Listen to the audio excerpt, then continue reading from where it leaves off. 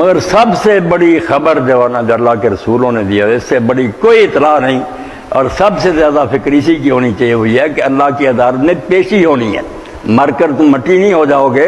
اور یہ دنیا کو کھیل تماشا نہیں کہ کوئی یہاں ظلم کرتا رہے، کوئی ظلم سہتا رہے تو برابر مٹی میں ہو جاؤ۔ یہ دنیا اللہ تعالیٰ نے کھیل نہیں بنائی۔ لوبتے خاک ساختن ہی نہ سزا خدائرہ، علامہ اقبال کہتے ہیں، جو کہتے ہیں اللہ نے یہ کھیل بنایا کہ بس رام لیلا مر جائیں گے مٹی، اور یہ مٹی کا پتلا بنا کر کھیل تماشے دیکھنا خدا کی شان نہیں۔ وہ نہیں دیکھ رہا کہ لوگ ظلم کر رہے ہیں اور دوسری طرف سہ رہے ہیں تو بس برابر ہو جائیں، یہ خدائی نہ ہوئی اندھیر لکڑی، ایسا کبھی نہیں ہوگا۔ اللہ تعالیٰ بالکل ایک دن لائے گا جب پوری طرح عدل انصاف ہو جائے گا۔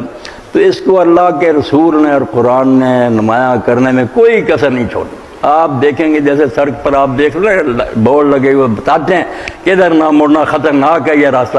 اسی طرح قدم قدم پر آپ صبح جاگتے ہیں، اللہ کے رسول نے وہاں بھی ایک نشان کھڑا کر دیا، الحمدللہ الذی احیانی بعد ما اماتنی والیہ النشور۔ جس طرح اب رات ایک قسم کا تو مر گئے تھے، بے ہوش سے معطل سے سارے تمہارے حواس، مگر زندہ ہو کر بیٹھ کے آئے ہو، اسی طرح وقت آئے گا الیہ النشور، تم قبروں سے بھی نکل کر اپنے رب کی طرف چلے۔ اس وقت ہی آنکھ کھلتے ہی یہ نا نوٹس لکھ دیا کہ وقت آنے والا جب تم اسی طرح اٹھو گے اور خدا کے سامنے پیش ہو جاؤ گے۔ تو حضرت براء ابن عازب رضی اللہ تعالیٰ نے حضور کی زندگی ایک ورق ہم تک پہنچایا، جس کو امام ابن ماجہ نے اور امام احمد نے اپنی کتابوں میں نقل کیا۔ حضرت براء کہتے ہیں کہ بہت سی جماعت کے ساتھ سرکار رسالت میں آپ صلی اللہ علیہ وسلم جا رہے تھے، حضور جا رہے تھے، ہم بھی آپ کے ساتھ سے بڑی جماعت، تو آپ نے ایک طرف مجمع دیکھا تو نبی علیہ السلام اس طرف چل پڑے، ہم بھی پیچھے گئے تو دیکھا کہ لوگ جمع تھے اور قبر کھود رہی تھی، ابھی قبر مکمل نہیں ہوئی تھی، فوت ہو گیا تھا کہ آدمی قبر کھود رہے تھے۔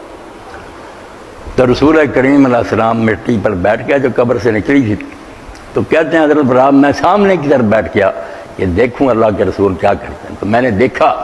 کہ نبی علیہ السلام کی آنکھوں سے ٹپ ٹپ آنسو گرے اور وہ مٹی جو تھی گیلی ہوئی، اور حضور نے اسے فرمایا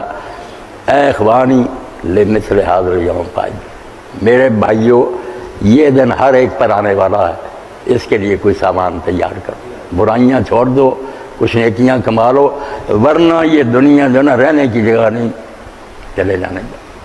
اور بالکل ہم روز دیکھتے ہیں بڑے بڑے عزیز و اقربا جا رہے ہیں۔ یہ خبر ہمارے حلقے کے لیے بھی بڑی غمناک ہے کہ مولانا مختار گل صاحب جو جماعت کے امیر بھی رہے تحریک سے، وہ بھی فوت ہو گئے۔ تو ایسے موقعوں پر یہ عبرت کا سامان ہوتا ہے، یہ خبر سن کر چپ نہیں رہنا چاہیے، دیکھنا چاہیے کہ زندگی انسان کی ہے مانند مرغ خوشنوا، شاخ پر بیٹھا ذرا سا چہچہایا اڑ گیا، بس یاد ہی رہ جاتی، وہ بھی کبھی کبھی کسی دوست نہیں، ورنہ لوگ بھول جاتے ہیں، یاد بھی جو ہے نا ذہنوں سے نکل جاتی ہے۔ تو کہا کہ یہ وقت آنے والا ہے، لفظ فرمایا کیا ہے میرے بھائیوں اس دن کے لیے تیاری کرو، کوئی سامان اکٹھا کرو، اور کام ایسا ہی ہے جس کے بارے میں اللہ کے نیک بندے چیختے چلاتے گئے، وہ کام کر۔ حکیم صاحب جو ایسے عملوں کا ذکر کر رہے بعد میں بھی رہیں، لوگوں کے اندر اس کے اثرات رہیں، یاد کرتے رہیں، وہ کام کر کے عمر خوشی سے کٹے تیری، وہ کام کر کے یاد تجھے سب کیا کرے،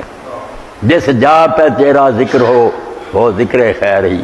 اور نام تیرا لے تو ادب سے لیا کرے۔ اسی لیے دانا لوگ کہتے ہیں کہ بہت سے لوگ الناس و اموات یا زندہ ہوتے ہیں مگر مرے ہوتے ہیں، کوئی نہیں جانتا کیا کیڑے ہیں، مر جائے گی مٹی میں، کچھ ایسے ہیں کہ مر گئے ہیں مگر وہ زندہ ہیں، ان کے نام زندہ، ان کی کتابیں ہیں، ہم ان کا پڑھتے ہیں تو اس وقت زبان سے بے اختیار نکلتا کہ اللہ ان کی قبروں پر انوار کی بارش کرے، ہم سمجھ بھی نہیں سکتے جو عمر بڑے انہوں نے نچوڑ نکال کر لکھ کر ہمیں دے دیے۔ تو وہ کام کر کے عمر خوشی سے کٹے تھے، وہ کام کر کے یاد تجھے سب کیا کرے۔ سعدی رحمۃ اللہ نے بڑا حوالہ دیا، عرب لوگوں نے بھی یہ عربی اشعار میں کہا، وہ فارسی میں کہتے ہیں، سب کو پتا کہ جس وقت بچہ پیدا ہوتا ہے وہ روتا ہے، گھر والے ہنستے ہیں وہ رو رہا ہوتا ہے، مگر جب مرنے کا وقت آتا ہے اس کے بارے میں ساری کہتے ہیں ہونا کیا چاہیے